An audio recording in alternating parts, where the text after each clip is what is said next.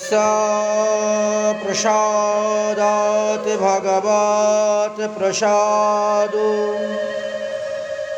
यस्य प्रसादान्नगति कतोऽपि ध्यायामि स्तुवामि तस्य यशस्श्रीशन्दं वन्दे गुरु श्रीचरणारविन्दम्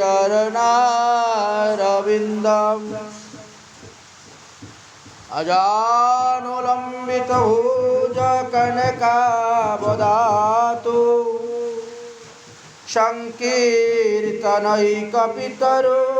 कमलायताक्षु विश्वाम्भरद्विजवरौ जुगधर्मपालो वन्दे जगत्प्रियकरो करुणावतारो नमो त्रिकालसत्याय जगन्नाथसुताय च सवित्राय सपुत्राय सकलत्राय ते नमः। कौस्तुरीतिलकां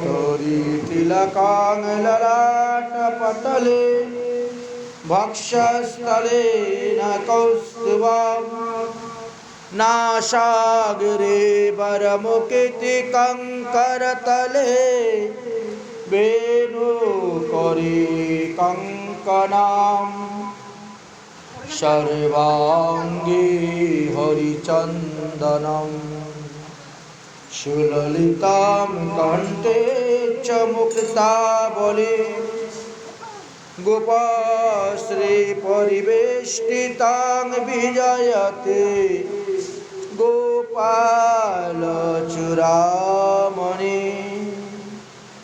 फुल्लन्दिरवरकान्तिमिन्दुवदनं बर्हावतो सप्रियं श्रीवत्सलाङ्कुमुदारकुस्तुभधरा पीताम्बरो सुन्दरं गोपीनां नयनोपलार्चिततनु गोगोपशङ्कावृतं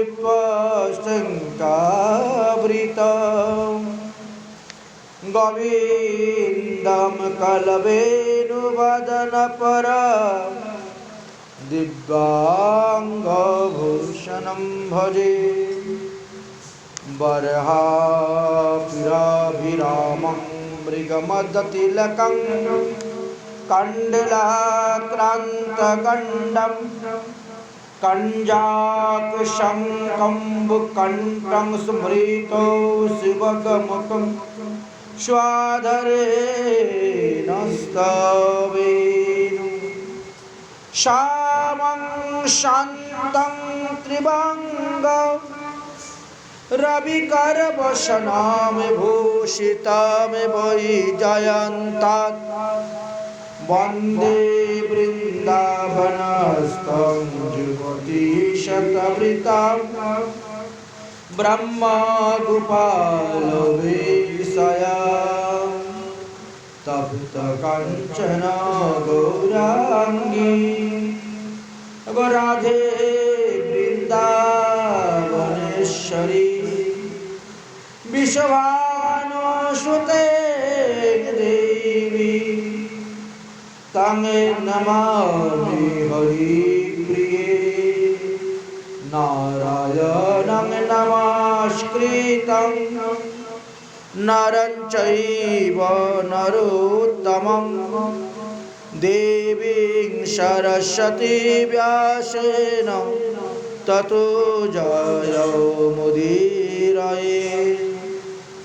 सुरसपयासकिशारमूर्ति क्षेमवर्णो दिगम्बरा व्यासनन्दन शुकमुनिचरणे कोटि कोटि करितो प्रणाम तुलसी काननम जत्र যত্র পদ্মবনানি চ পুরাণম পাঠনম যত্র তত্র সন্নিহিতো হরি হরি ভক্তি পরাজে চ হরির নাম পরায়ণা দুর্বৃত্ত বা সুবৃত্ত বা তেষাং নিত্যং নমো নমঃ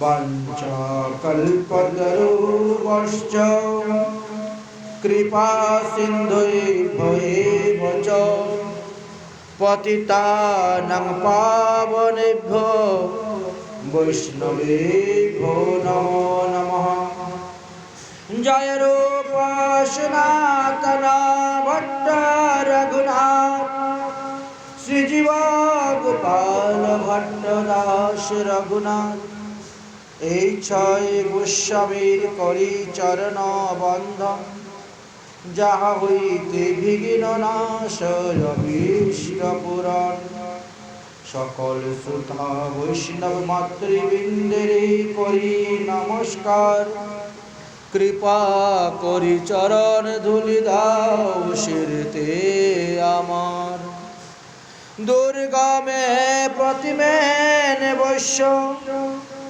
স্কলৎপাদে নগতের মোহ সকৃপা যষ্টিদানেন সন্তু সন্তু অবলম্বন बोलो श्रीमद्भागवत महापुराण की जय।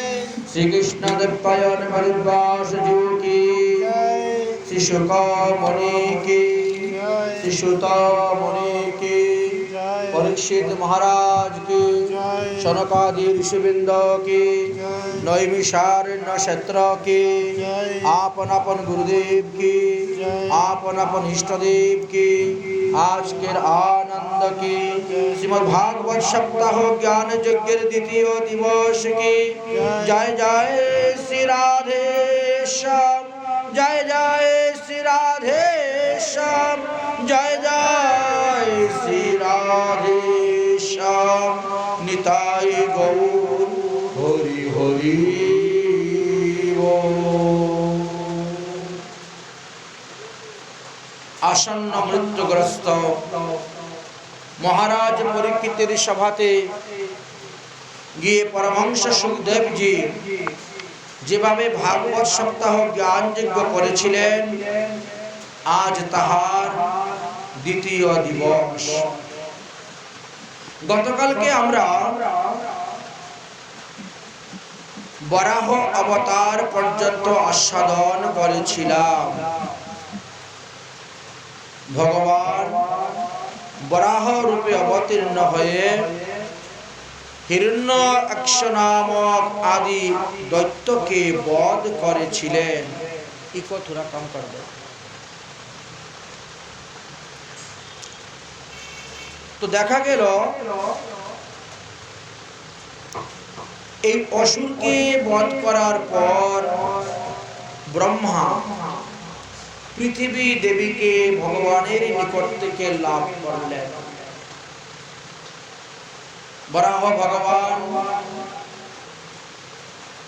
ব্রহ্মার কাছে এই পৃথিবীকে অর্পণ করে বললেন, এবার তুমি এই পৃথিবীতে রচনা শুরু করো।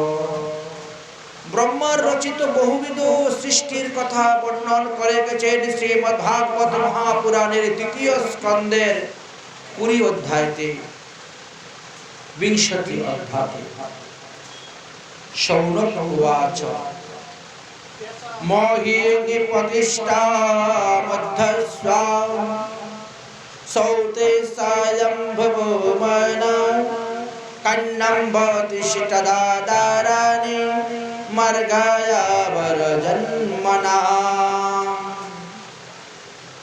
শৌনক মুনি বলিলেন, হে সুত, পৃথিবীকে আশ্রয় রূপে প্রাপ্ত করে স্বয়ম্ভব মনু পরবর্তীকালে জাত প্রাণীগণের সৃষ্টির জন্য কি কি উপায় অবলম্বন করেছিলেন আপনি কৃপা করে আমাদিগকে বলুন। মহাত্মা বিদুর ভগবান শ্রীকৃষ্ণের একান্ত সুহৃদ ছিলেন, আত্মীয় ছিলেন, আবার পরম ভক্ত ছিলেন। তার জ্যেষ্ঠ ভ্রাতা ধৃতরাষ্ট্র পুত্র দুর্যোধনের সঙ্গে একত্র হয়ে শ্রীকৃষ্ণের পরামর্শকে অনাদর করার ফলেই সবংশে মারা গেছিলেন। যারা ভগবানের বাক্যকে অনাদর করে, যারা ভগবানের প্রিয় ভক্তদেরকে অনাদর করে, তাদেরকে এইভাবে দুঃখ পেতে হয়। বিদুর তো সাধারণ মানুষ নয়, বিদুর হলেন ব্যাসদেবের ঔরসজাত সন্তান। এই জগতে আদরের বস্তু হলেন গুরু বৈষ্ণব ভগবান। এই তিনের যেখানে অনাদর হয় সেখানে বাস করতে নাই। এই জন্য বিদুর হস্তিনাপুর ত্যাগ করে চলে গিয়েছিলেন। আমরা তো এই দৃশ্যটাই এখানে দেখতে পেয়েছি।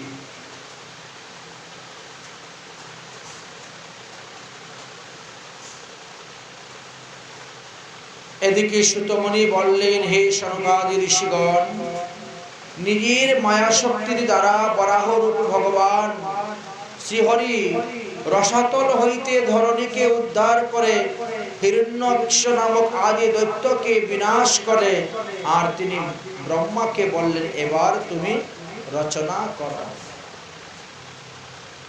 ভূত ভবিষ্যৎ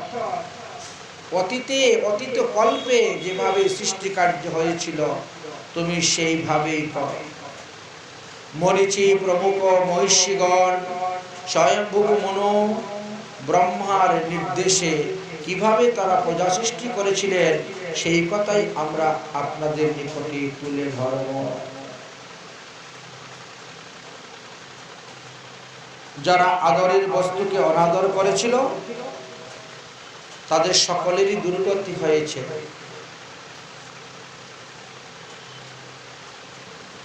কে কই আদরের বস্তুকে অনাদর করলেন?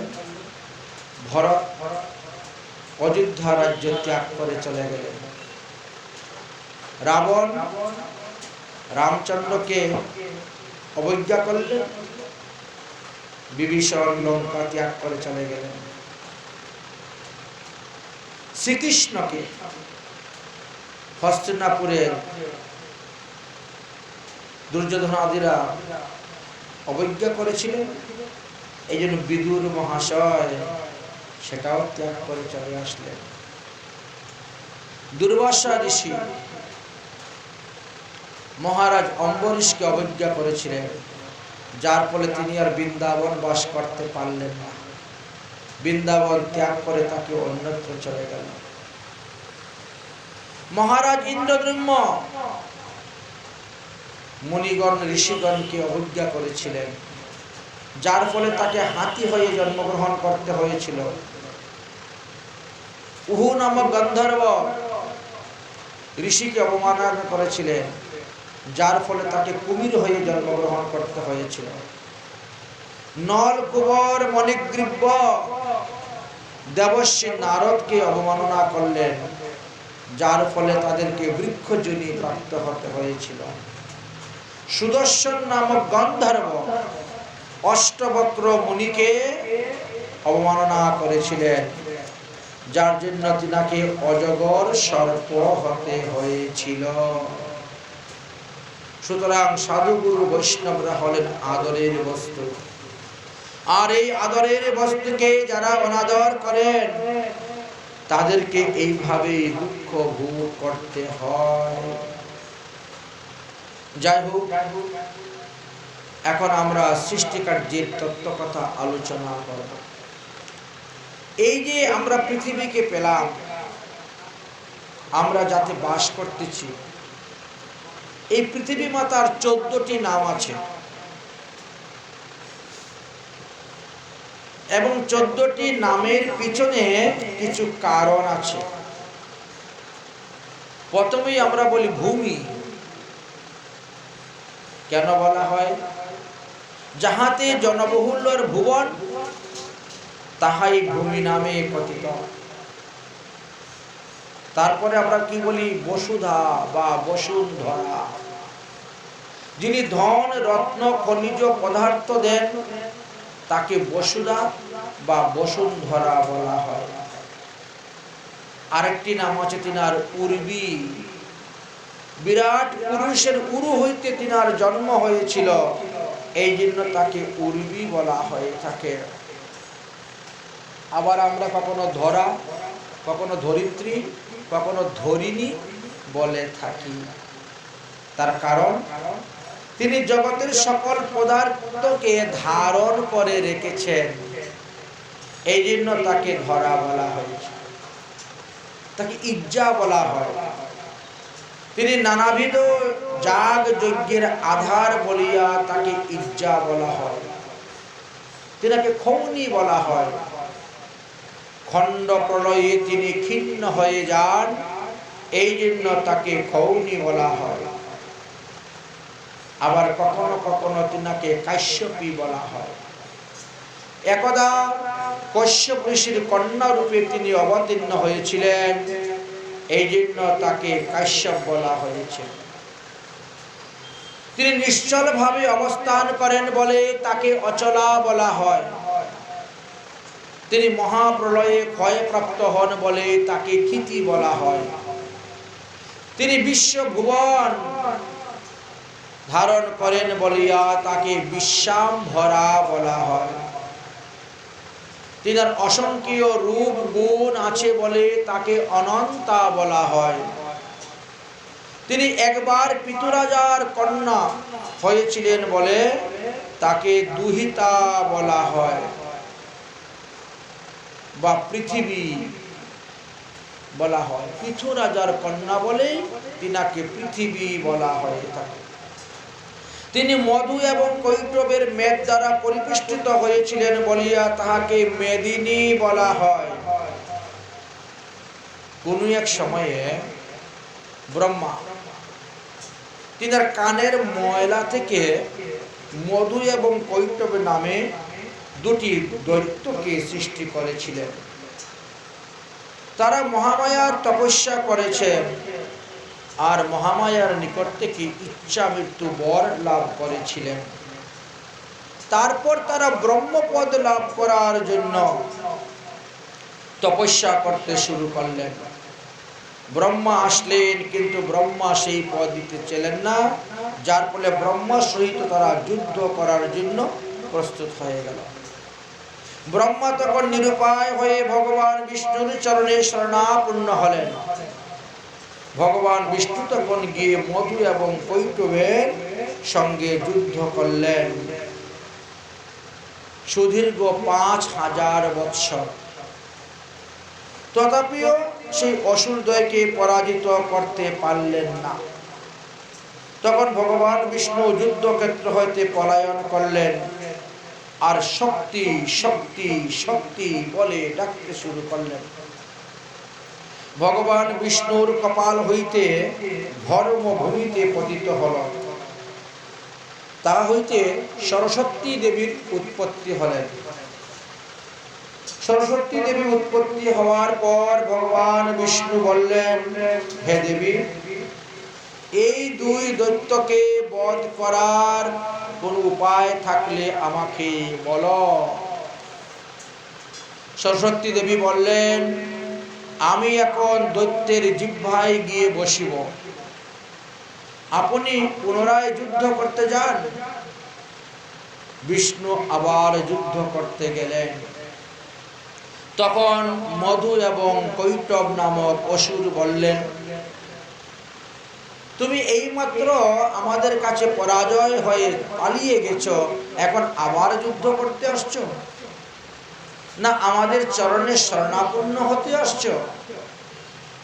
যদি শরণাপন্ন হয়ে থাকো তাহলে তোমাকে সঙ্গে যুদ্ধ করব না, আমরা অভয় দান করতেছি।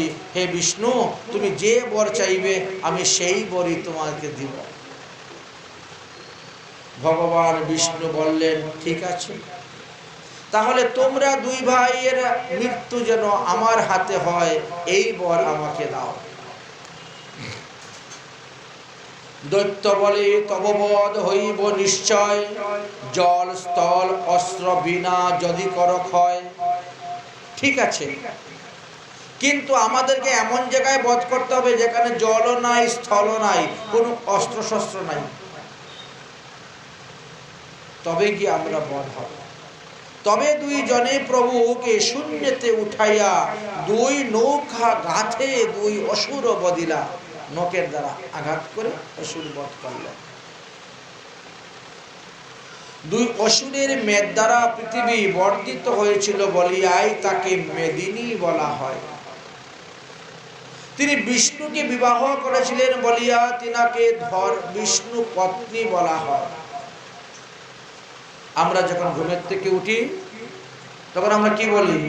সমুদ্র মেকলে দেবী পর্বতস্তন মণ্ডলে বিষ্ণু পত্নী নমস্বামী পাদ স্পর্শ ক্ষমস্বমে। এই তত্ত্বগুলা বিষ্ণু পুরাণে বিস্তারিত ভাবে বর্ণন দিয়েছেন, ভাগবতে সামান্য রূপে ধরে গিয়েছেন। যদাহম বৃদ্ধানাতম সকরম মূর্তিনাং তৎপর্শম সম্ভবং পুত্র তদাস্তং ময় জায়ত। গতকাল কি আমরা বলেছিলাম, বরাহ ভগবানের ঔরসে পৃথিবী দেবী গর্ভবতী হয়েছিলেন এবং তার থেকে এক পুত্র সন্তান উৎপন্ন হয়েছিল। সেই কালে বসুন্ধরা ছিল ঋতুবতী, বরাহের ঔরসে গর্ভ ধরিলা যুবতী। কালেতে পৃথিবী তবে পুত্র প্রসবিলা, নরকাসুর নাম তার তখন থইলা। সেই নরকাসুরের কথা আমরা পরে আস্বাদন করব। এদিকে ব্রহ্মা পৃথিবীকে পাওয়ার পর তিনি খুব আনন্দিত হলেন এবং তিনি সপ্ত নদী, সপ্ত সমুদ্র, সপ্ত পর্বত আদি সব সৃষ্টি করতে আরম্ভ করলেন। সৃষ্টি করতে করতে তিনার তমগুণ বৃদ্ধি হয়ে গেল। পরে ওই তমগুণকে ত্যাগ করলেন এবং তার থেকে এক সুন্দর নারী সৃষ্টি হলেন, যাকে বলা হয় সন্ধ্যা। এটাই সন্ধ্যা রূপে পরিগণিত। আমরা যে সন্ধ্যার সময়ে ধূপ দীপ আদি জ্বালাই ঠাকুর ঘরে, এই সেই সন্ধ্যার চরণের নপুরের শব্দ হইতে শুরু হলো, যা দর্শন করে অনেক দেবগণ ঋষিগণ মোহিত হয়েছিলেন। তদন্তরে ব্রহ্মা গম্ভীরভাবে হেসে বললেন, নিজের সৌন্দর্য নিজেই যেমন মুগ্ধভাবে উপভোগ করতেছ, সেই রূপে তুমি অবস্থান করো।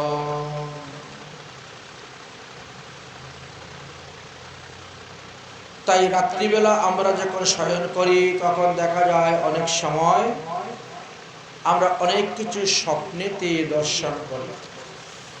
সেই স্বপ্নের শুভ এবং অশুভ কারণও নির্ণয় করে গিয়েছেন ভাগবতে। বলছেন, কোনো মানুষ যদি উচ্ছিষ্ট মুখে শয়ন করে যায় তাহলে ভূত প্রেরত আদি তাদেরকে আক্রমণ করে, তাকে উন্মাদ করে তোলে। এই জন্য উচ্ছিষ্ট মুখে কখনো শয়ন করতে নাই, মুখ ভালো করে ধুয়ে শয়ন করতে হয়। ব্রহ্মা এই বিশ্ব ব্রহ্মাণ্ডে পৃথিবীতে অনেক কিছু সৃষ্টি করার পর তিনার পুত্র স্বয়ম্ভুকে আদেশ করলেন, যাও এবার তোমরা পতিপত্নী মিলিত হয়ে সন্তান সৃষ্টি করো। সৃষ্টি কার্য করতে গিয়ে 2টি পুত্র সন্তান এবং 3টি কন্যা সন্তান হল। পুত্র 2 জনের নাম প্রিয়ব্রত এবং উত্থানপাদ। কন্যা 3টির নাম দেবহূতি, আকুতি এবং প্রসূতি। বিদুর মহাশয় মৈত্রী ঋষিকে বললেন, স্বয়ম্ভুবশ্চ মনুবংশো পরম সন্মতঃ কথিতাং ভগবান যত্র মিথুনেনৈব ধীরে প্রজা। স্বয়ম্ভব মনুর বংশরা সাধুজনের কাছে অতীব আদরণীয়। এই বংশে দাম্পত্যাদি ধর্ম অনুসারে প্রজাবৃদ্ধি হয়েছিল। আপনি এখন দয়া করে সেই বংশের কথা আমার নিকটে বর্ণন করুন। এবং স্বয়ম্ভুর পুত্র যে প্রিয়ব্রত এবং উত্তানপাদ, তারা কিভাবে সপ্তদ্বীপা পৃথিবীকে ধর্ম অনুসারে পালন করেছিলেন সেটাও আপনি বলবেন। দেবহতী, আপতি, প্রসূতি 3 কন্যাকে কোথায় কোথায় বিবাহ দিয়েছিলেন, তাদের ঘরে যে সমস্ত সন্তান আদি জন্মগ্রহণ করেছিলেন তাদের কথাও আমাকে বলবেন। মৈত্রী বলিলেন, হে বিদুর, ব্রহ্মা যখন কর্দম ঋষিকে আদেশ করলেন, যাও তুমি বিবাহ করো। কর্দম ঋষি বললেন, পিতাজি, প্রথম জীবনে যদি ব্রহ্মচর্য পালন করে তপস্যা করা না যায় তাহলে উত্তম সন্তান উৎপন্ন হয় না। কুপুত্র কেবল দুঃখই দুঃখ দিয়ে থাকে। তাই সুপুত্র জাত করার জন্য আমি কিছুদিন তপস্যা করব। পিতাকে দণ্ডবত প্রণাম করে তিনি তপস্যা করতে চলে গেলেন। 10,000 বৎসর তিনি তপস্যা করলেন। 10,000 বৎসর তপস্যা করার পর ভগবান সন্তুষ্ট হয়ে তিনার কাছে আসলেন বর দান করার জন্য। কর্দম ঋষি দুহাত জোর করে ভগবানকে বলছেন, হে প্রভু, সাকাম উপাসনা নিতান্ত হেয়, কিন্তু তা জানা সত্ত্বেও আমি সাকাম উপাসনা করেছি। কেন করেছি? আমার পিতার আদেশ পালন করার জন্য। আমার পিতা বলেছেন আমাকে বিবাহ করে সন্তানাদি উৎপাদন করতে, কিন্তু বিবাহের পর যদি আমি আমার তপস্যা থেকে ভ্রষ্ট হয়ে যাই তাহলে তো আমার বিপদ হবে। এই জন্য আমি বলছি, আমাকে এমন একটি উপযুক্ত স্ত্রী দিন যাকে বিবাহ করার পরে আমি আরো বেশি পরিমাণে ধর্ম করতে পারি, বেশি পরিমাণে ভজন করতে পারি, তপস্যা করতে পারি। এই প্রকারের একজন সুশীলা কন্যা আমি চাই। বিবাহ করা ইন্দ্রিয় তর্পণের জন্য নয়, বিবাহ করা হয় উত্তম সন্তান, কৃষ্ণ ভক্ত সন্তান জন্ম দেওয়ার জন্য। শাস্ত্রে বলছেন, বংশে যতদিন পর্যন্ত কৃষ্ণ ভক্ত সন্তান অর্থাৎ বৈষ্ণব সন্তান জন্ম না হবে ততদিন পর্যন্ত আপনার বংশের পূর্বপুরুষগণ যারা নরকে পড়ে আছে, যারা তাদের কর্ম অনুসারে গাছপালা, পশু পাখি, কীট পতঙ্গে জন্ম নিচ্ছে, তাদের 84 লক্ষ যোনি থেকে উদ্ধার হবে না। 84 লক্ষ নরক কুণ্ড থেকে উদ্ধার হবেন না। তাই বংশে যদি একজন বৈষ্ণব হন তাহলে শতকুলকে তিনি উদ্ধার করতে সমর্থ হন। 100টি কুল উদ্ধার হয়ে যায়। তাই কর্দম ঋষি ভগবানকে স্তুতি করে বলছেন, আপনি সেইভাবে এক উত্তম স্ত্রীরত্ন আমাকে প্রদান করুন। হে পদ্মনাভ, হে গরুড়ধ্বজ, আপনি আমাকে কৃপা করুন। ভগবান শ্রী বিষ্ণু বলিলেন, হে কর্দম ঋষি, তুমি যে জন্য আত্মসংযুক্ত করিয়া আমার আরাধনা করেছ তার ফল অবশ্যই তুমি পাবে।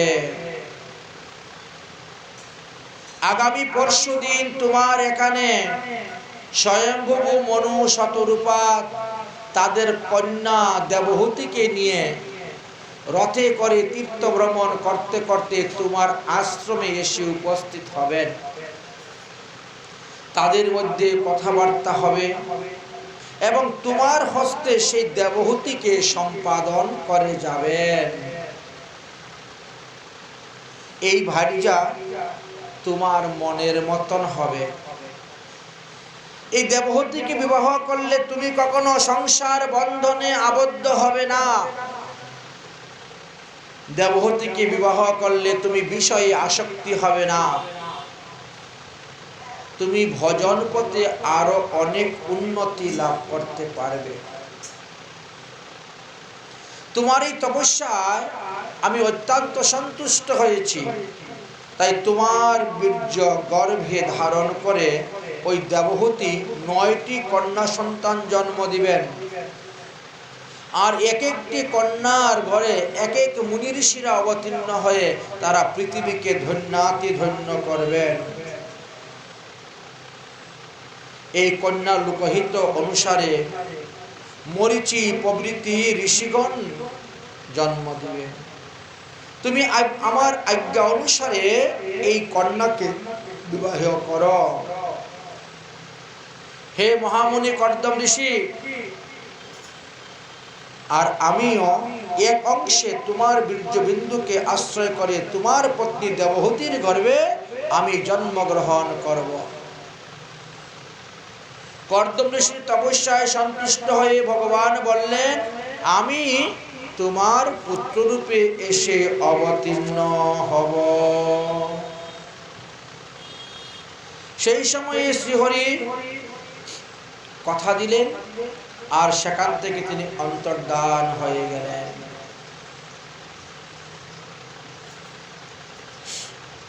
সেখানে অনেক সরোবর ছিল, অনেক তীর্থ ছিল। কর্দম ঋষি যেখানে বসে তপস্যা করতেন, সরস্বতী নদীর বহু ধারা সেখানে প্রবাহিত হয়েছিল। এদিকে কি হয়েছে, দেবর্ষি নারদ তীর্থ ভ্রমণ করতে করতে তিনি গিয়ে উপস্থিত হয়েছেন স্বয়ম্ভবু মনুর গৃহে এবং সেখানে গিয়ে কর্দম ঋষির রূপ যৌবন গুণের মহিমার কথা বর্ণন করতে শুরু করেছেন। যা শ্রবণ করে দেবহূতি মনে মনে প্রতিজ্ঞা করলেন, আমি যদি বিয়ে করি তাহলে একমাত্র কর্দম ঋষিকে বিবাহ করব, অন্য কোনো দ্বিতীয় পুরুষকে বিবাহ করিব না। দেবর্ষি নারদের মুখে কর্দমের মহিমা শ্রবণ করে তিনি কর্দম ঋষিকে ভালোবেসে ফেললেন। শতরূপা স্বয়ম্ভব মনু তারা কন্যার মনের ভাবটি বুঝতে পারলেন। তাই তারা রথের মধ্যে করে কন্যাকে নিয়ে রওনা হয়ে গেলেন। ভ্রমণ করতে করতে 3 দিন পরে তারা এসে উপস্থিত হয়েছেন কর্দম ঋষির আশ্রমে। কর্দম ঋষি তাদেরকে শাসনমানে 3টি আসন দিলেন বসার জন্য। স্বয়ম্ভবু মনু আসনে বসলেন, দেবহূতি দেবী আসনে বসলেন না। শতরূপা আসনে বসেছেন। বারবার কর্দম ঋষি বলছেন, হে দেবী, আপনি আসন গ্রহণ করুন। কিন্তু দেবহূতি মনে মনে চিন্তা করলেন, দেবর্ষি নারদের মুখ থেকে যেদিন আমি এই ঋষির মহিমার কথা শ্রবণ করেছি, সেদিন থেকে আমি তিনাকে পতিরূপে গ্রহণ করে নিয়েছি। পতির দেওয়া আসনে যদি আমি বসি তাহলে আমার নারী ধর্মের মর্যাদা লঙ্ঘন হবে। স্বামীর সেবা করা আমার কর্তব্য, স্বামীর কাছ থেকে সেবা গ্রহণ করা আমার উচিত নয়। আমি স্বামীর দেওয়া আসনে বসব না। কিছুক্ষণ পরে আবার চিন্তা করলেন, শাস্ত্রে তো এও লেখা আছে, যদি কেউ আসন দেয় তাহলে তার আসনে বসতে হয়, যদি না বসে তাহলে তাকে অপমান করা হচ্ছে। সে তো আদর করে আসনটা দিল বসার জন্য, অথচ আপনি 1 সেকেন্ডের জন্য বসলেন না, তার মানে তার আসনটাকে অপমান করলেন, তাকে অপমান করলেন। দেবহূতি দেবী উভয় সংকটে পড়ে গেলেন। এখন আমি কি করি? আসনে বসলে নারী ধর্ম লঙ্ঘন হয়ে যাবে, আসনে না বসলে ঋষিকে অপমান করা হবে। উভয় সংকটের মধ্যে পড়ে গেলেন। হঠাৎ মাথার মধ্যে একটা বুদ্ধি আসলো যে মহিলাদের ডাইন হাতটা হলো স্বামীর হাত, সুতরাং তিনি তখন ডাইন হাত প্রথমে আসনটাকে প্রণাম করেছেন। আসনটাকে প্রণাম করে ডাইন হাতটা আসনের মধ্যে রেখে মাটির মধ্যে বসে গেছেন। কর্দম ঋষি দেখলেন, বাহ, খুবই তো বুদ্ধিমতী। ভগবান শ্রী বিষ্ণু যে সমস্ত লক্ষণের কথা, গুণের কথা বলেছেন, সব গুণাগুণ এই নারীর মধ্যে আছে। অতএব একে বিবাহ করলে আমার ধর্মচ্যুত হব না, এ আমাকে ধর্মপথে আরো অগ্রসর করে দিতে পারবে। তাই তিনি মনে মনে বিবাহের জন্য প্রস্তুত, কিন্তু মুখে প্রকাশ করে বলছেন না। এদিকে স্বয়ম্ভু মনু শতরূপাকে বলছেন, আপনারা আমার কুটিরে তো এসেছেন, তো আপনাদের কি অভিপ্রায়, আমি আপনাদের কি সেবা করতে পারি, আপনারা বলুন। স্বয়ম্ভু মনু বললেন, দেবর্ষি নারদের মুখে তোমার মহিমার কথা শ্রবণ করার পরে আমার কন্যা দেবহূতি তোমাকে বিবাহ করতে চায়, তাই নিয়ে এসেছি তোমার হস্তে সম্পাদন করার জন্য। কর্দম ঋষি বললেন যে আমি বিবাহ করতে পারি, কিন্তু বিবাহ করার আগে আমার একটা শর্ত আছে। কি শর্ত? শর্তটি হলো, আপনার কন্যার গর্ভে একটি পুত্র সন্তান জন্ম হলেই আমি সংসার ত্যাগ করে সন্ন্যাস ধর্ম গ্রহণ করব। আমি সংসারে থাকব না, আমি সারা জীবন তোমার মেয়ের ভাত কাপড়ের ভার নিতে পারবো না। অতএব তুমি নিজে চিন্তাধারা করো। কথাটা শোনার সঙ্গে সঙ্গে তিনার মুখটা শুকিয়ে গেছে। স্বয়ম্ভু মনু দেবহূতির মুখের দিকে তাকাচ্ছেন। ওরে মা, কি বলে রে, বিয়ের আগেই এত বড় শর্ত? দেবহূতি বলছেন, বাবা, আমি ওই রকমই স্বামী চাই। একমাত্র পিতৃঋণ শোধ করার জন্য আমি বিবাহ করতেছি, ওই সারা জীবন নকল স্বামীর সেবা আমি করব না। আমি আসল স্বামী, জগৎ স্বামী ভগবান শ্রীকৃষ্ণের সেবা করে যাব। নকল স্বামীর সেবা সারা জীবন করব কেন? এরকম স্বামী আমার দরকার। স্বয়ম্ভু মনু বড় আশ্চর্য হয়ে গেলেন। উভয়েরই সিদ্ধান্ত ঠিক, তাই যথাসময়ে উভয় থেকে বিবাহ দিয়ে দিলেন।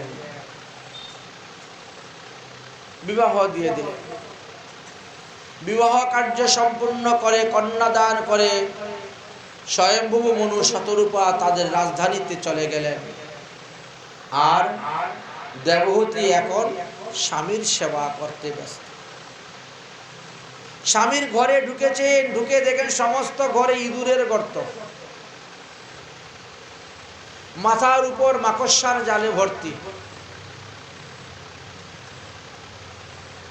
পিছন দিকে জানালা দিকে তাকিয়ে দেখেন একটা ছোট্ট নদী আছে, ওখানে বাঘ আর সিংহ, হরিণ তারা একসঙ্গে জল পান করতেছে, বিহার করতেছে, খেলাধুলা করতেছে, কিন্তু কেউ কাউকে হিংসা করে না, ধরছে না, খাচ্ছে না।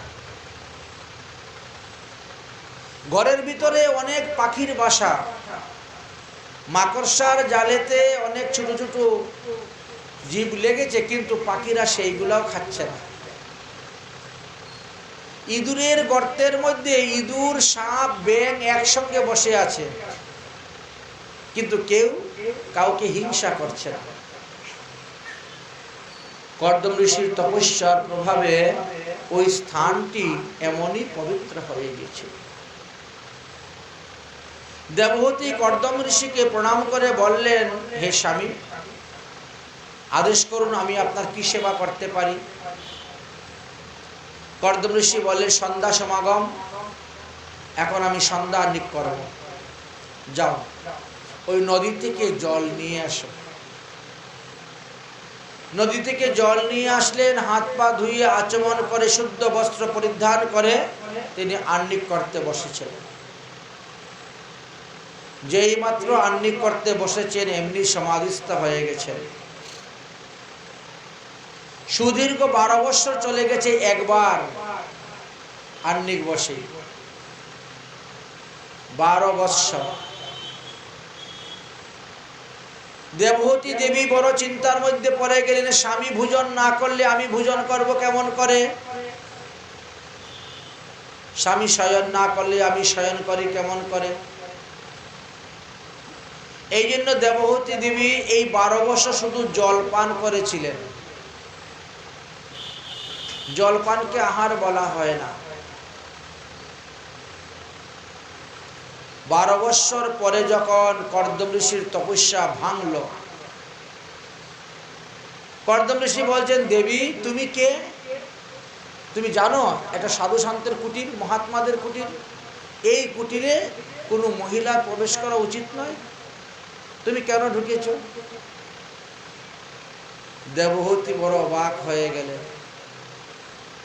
তিনি বলছেন, আপনার কি মনে নেই 12 বছর আগে আমার পিতা আপনার হস্তে সমর্পণ করে গেছেন? আমি তো আপনার বিবাহিতা ধর্মপত্নী। এই 12 বছর ধরে আমি আপনার সেবা করে যাচ্ছি, সমাধিস্থ অবস্থায় আমি স্নান করিয়ে যাচ্ছি, কাপড় চোপড় পরিধান করিয়ে দিয়ে যাচ্ছি, বাড়িঘর পরিষ্কার করে রেখে দিচ্ছি, আমি তো আপনার ধর্মপত্নী। ওহো, এবার মনে পড়েছে। আচ্ছা দেবী, বলো তুমি কি চাও? তুমি তো দীর্ঘ 12 বছর ধরে আমার সেবা করে গিয়েছো, পাখা দিয়ে বাতাস করেছো, গা মুছিয়ে দিয়েছো, অনেক কিছু করেছো, তোমার তো সেবার ফল একটা দিতে হবে, তুমি কি চাও? দেবহূতি বললেন, আপনি যে আমার পিতার কাছে প্রতিজ্ঞা করেছেন সেটা তো আগে পূরণ করুন, তারপরে চাওয়া পাওয়ার ব্যাপার হবে। অর্থাৎ আপনি তো আমার পিতাকে বলেছিলেন আমার গর্ভে একটি সন্তান জন্ম হলে পরে আপনি সন্ন্যাস নিয়ে চলে যাবেন, তাকে তো সন্তান দিন। যতদিন পর্যন্ত আমি সন্তান ধারণ করতে পারবো না ততদিন পর্যন্ত আমার পিতা যে আমাকে দান করেছেন সেই ফল পাবেন না। কন্যাদানের ফলটা তখনই পাওয়া যায়। আর কন্যার ঘরের নাতিমুখ যখন দর্শন করতে আসবেন স্বয়ম্ভু মনু, নাতিমুখ দর্শন করলে সারা জীবনের সমস্ত পাপ নষ্ট হয়ে যায়, বিনাশ হয়ে যায়, পাপ থেকে মুক্ত হয়ে যায় মানুষ। নাতিমুখ দর্শনের এমনই দাম। অতএব আপনি আমাকে আগে সন্তান দান করুন। তিনি বললেন, তাহলে ওই যে সামনে একটা সরোবর দেখতে পাচ্ছ, ওই বিন্দু সরোবরে গিয়ে স্নান করে আসো। এই সরোবরে স্নানটা, জলটা অমৃতের মতো সুস্বাদু। ভগবান বিষ্ণুর চোখের জল বিন্দু বিন্দু হয়ে পরে এই সরোবর সৃষ্টি হয়েছিল, তাই এর নাম হলো বিন্দু সরোবর, অতি পবিত্র। তুমি যাও। মহিষী কর্দম ঋষির আদেশে দেবী স্নান করতে গেলেন। যেই মাত্র স্নান করতে গিয়েছেন অমনি ষোড়শ বয়স্ক বেশ কিছু রমণীগণ এসে ইনাকে ধরে নিয়ে চলে যায়। সেখানে গিয়ে ভালো করে স্নান করে শৃঙ্গার করে সুন্দর করে সাজিয়ে তিনাকে সেই পূর্বের মতন রাজকন্যা ভেসে তিনাকে দিয়ে দিলেন।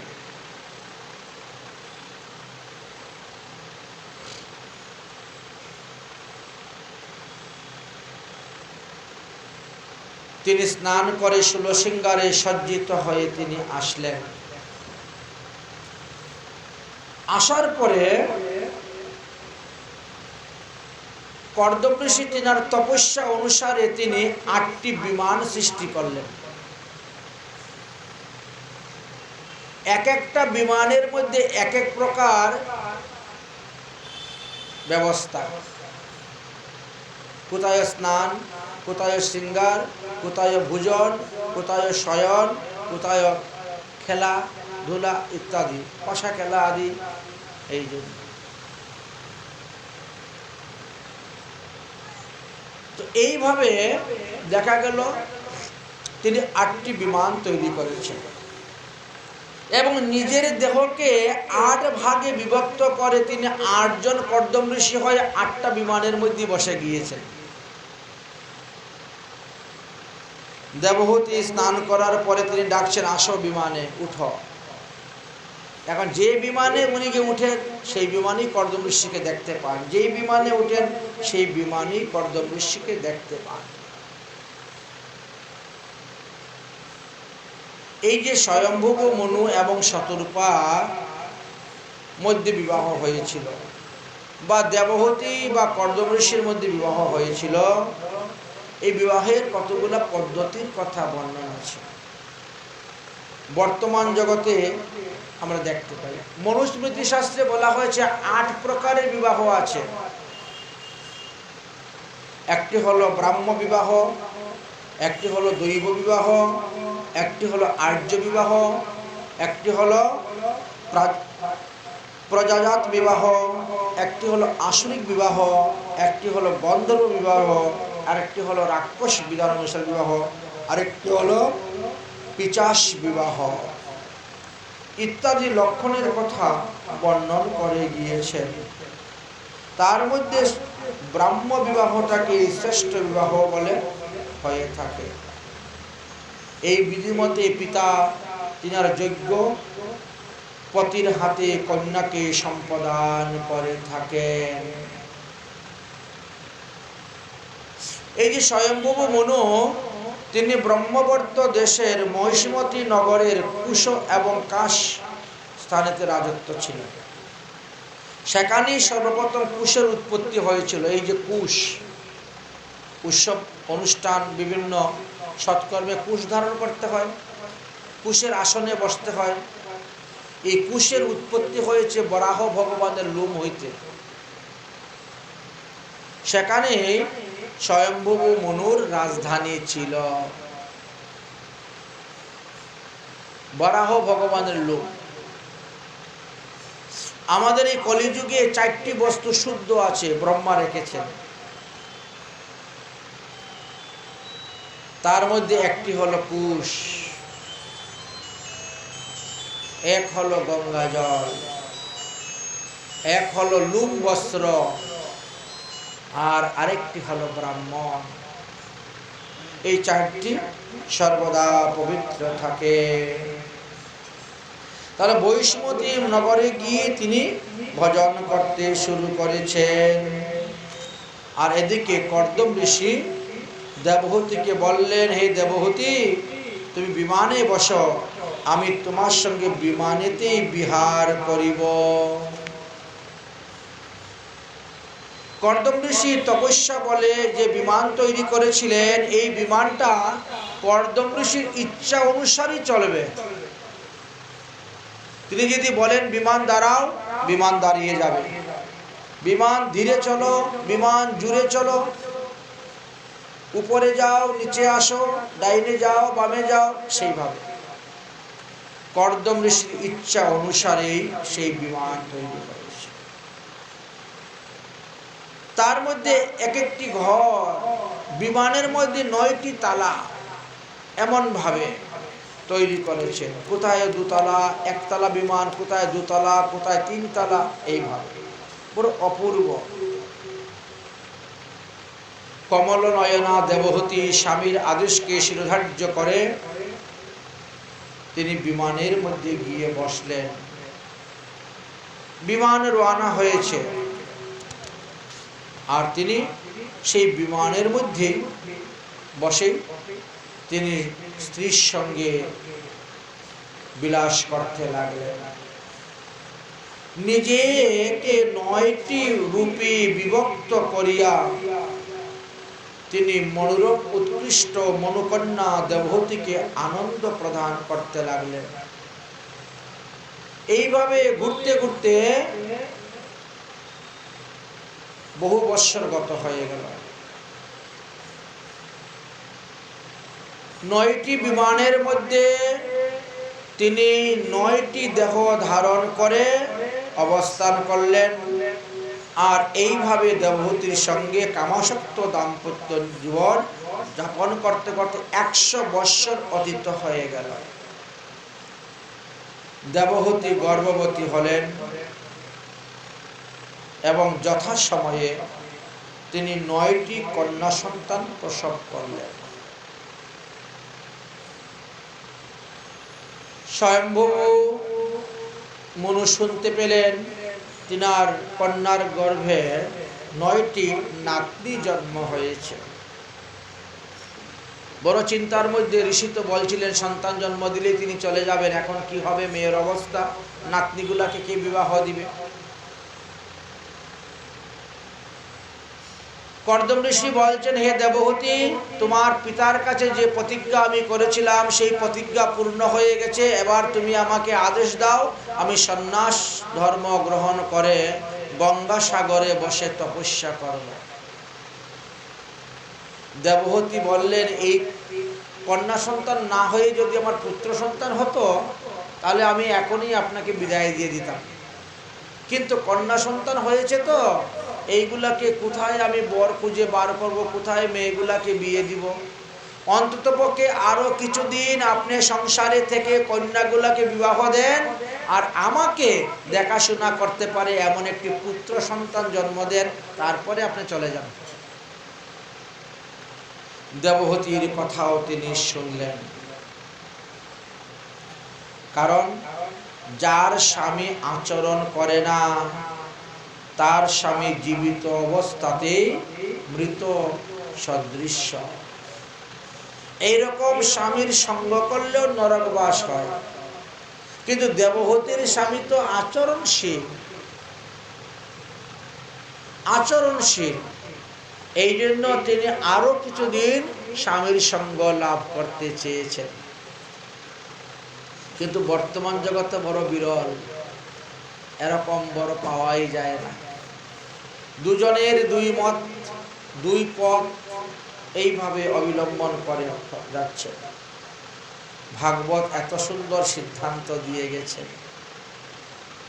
যাই হোক, কর্দম ঋষি মনের আনন্দে আরো কিছুদিন সেখানে বাস করলেন। দেখতে দেখতে বহুদিন গত হয়ে গেল। পরম পুরুষ ভগবান বিষ্ণু তিনি এইবার দেবহূতির গর্ভে আসলেন এবং যথাসময়ে তিনি অবতীর্ণ হইলেন। বলেন কপিল ভগবান কি। স্বর্গে থেকে দেবগণ দিব্য পুষ্প বৃষ্টি করতে শুরু করলেন, অপ্সরাগণ নৃত্য করতে শুরু করেছেন, উর্বশীরা গান করতে শুরু করেছেন। ব্রহ্মা বুঝতে পারলেন যে ভগবান শক্তি এবং আবেশ রূপে তিনি কর্দম ঋষির পুত্র কপিল দেব রূপে অবতীর্ণ হয়েছেন পৃথিবীতে সাংখ্য শাস্ত্র প্রচার করার জন্য। এই জন্য ব্রহ্মা সমস্ত দেবগণ, ঋষিগণ, মুনিগণ সবাইকে নিয়ে আসলেন কপিল ভগবানকে দর্শন করার জন্য। মরীচি প্রমুখ ঋষিগণ তারা এসে উপস্থিত হয়েছেন।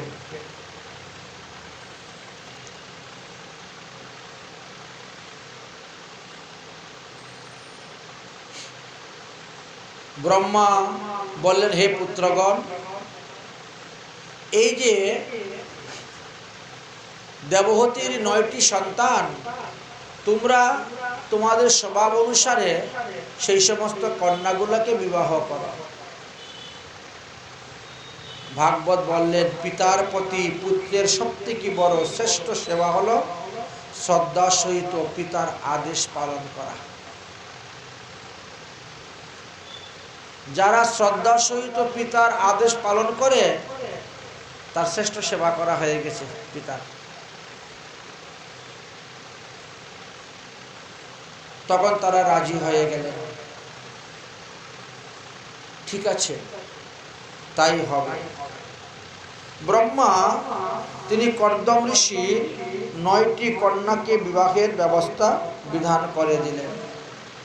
হে কর্দম ঋষি, তুমি তোমার কন্যাগণের স্বভাব অনুসারে এক একজন ঋষিকে এক একটি কন্যা দান করো। ব্রহ্মা তিনার ছেলেদের স্বভাবের কথা বললেন, আর কর্দম ঋষি তিনার মেয়ের স্বভাবের কথা বললেন। আমার এই মেয়ের মধ্যে এই স্বভাব, এই গুণ আছে। ব্রহ্মা দেখলেন যে না, একে ওর সঙ্গে বিবাহ দিলে ভালো হবে, কাকে কার সঙ্গে বিবাহ দিলে ভালো হবে। তাই ব্রহ্মার আদেশ অনুসারে কর্দম ঋষি কলা নামক কন্যাকে মরীচি ঋষির কাছে বিবাহ দিলেন, অনুসূয়া নামক কন্যাকে অত্রি মুনির কাছে বিবাহ দিলেন, শ্রদ্ধা নামক কন্যাকে অঙ্গিরা ঋষির হাতে বিবাহ দিলেন, হবিব্য নামক কন্যাকে পুলস্তর কাছে বিবাহ দিলেন, পুলহ কাছে খ্যাতি নামক কন্যাকে বিবাহ দিলেন, ক্রুতির সাথে সারথীকে বিবাহ দিলেন, ভিগুর নিকটে খ্যাতি নামক কন্যাকে বিবাহ দিলেন, বৈশিষ্ট্য ঋষির নিকটে অরুন্ধতী নামক কন্যাকে সম্পাদন করলেন, অথর্ব ঋষির নিকটে শান্তি নামক কন্যাকে তিনি সম্পাদন করলেন। এইভাবে 9টি কন্যাকে বিবাহ দিলেন। 9টি কন্যার বংশ বিস্তারের কথা বর্ণন করলেন।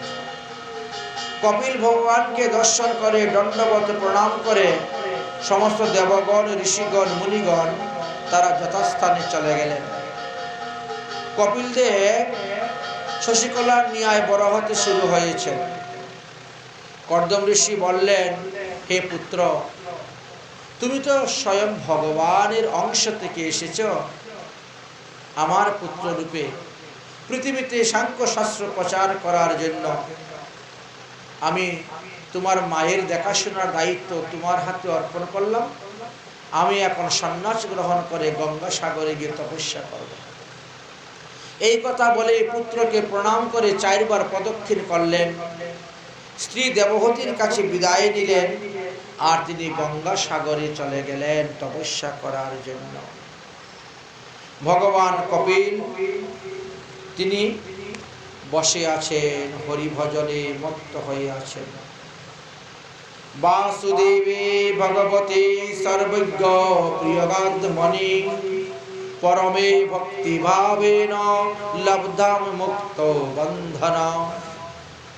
এই সংসার বন্ধন থেকে মুক্তি লাভ করতে গেলে আমাদেরকে হরিভজন করতে হবে, শ্রদ্ধার সহিত, ভক্তির সহিত, প্রেমের সহিত। একদিন দেবহতী পুত্রকে প্রণাম করে বলছেন, হে পুত্র কপিল, আমি তোমার বাবার মুখ থেকে শুনেছি তুমি নাকি ভগবানের অংশ অবতার। তোমার বাবার তপস্যায় সন্তুষ্ট হয়ে তুমি তিনার বীর্য বিন্দুকে আশ্রয় করে আমার গর্ভে আমার পুত্র রূপে অবতীর্ণ হয়েছ সাংখ্য শাস্ত্র প্রচার করার জন্য। দেখো হে পুত্র, যখন তোমার বাবার সঙ্গে আমার বিবাহ হয়েছিল তখন তিনি আমাকে আত্মজ্ঞান, ব্রহ্মজ্ঞান প্রদান করতে চেয়েছিলেন, কিন্তু আমি সে আত্মজ্ঞান, ব্রহ্মজ্ঞানের পরিবর্তে আমি পুত্রতত্ত্ব লাভ করতে চেয়েছিলাম, যার ফলে সেই জ্ঞান থেকে আমি বঞ্চিত হয়ে গেলাম। অতএব তুমি আমাকে সেই ভক্তিতত্ত্ব, আত্মতত্ত্ব, পরম জ্ঞান দান করো, যার দ্বারা আমি সংসার বন্ধন থেকে মুক্ত হয়ে হরিধামে গমন করতে পারি। কপিল দেব বলছেন, মাগো, আমাদের মনটাই হলো বন্ধনের কারণ এবং মনটাই হলো মুক্তির কারণ। মন এমন এক বস্তু, আর আমাদের সঙ্গটাই হলো বন্ধনের কারণ, আর সঙ্গটাই হলো মুক্তির কারণ। আমরা যদি সাধুসঙ্গ করি, সৎসঙ্গ করি, আমাদের মুক্তি পাবই পাব।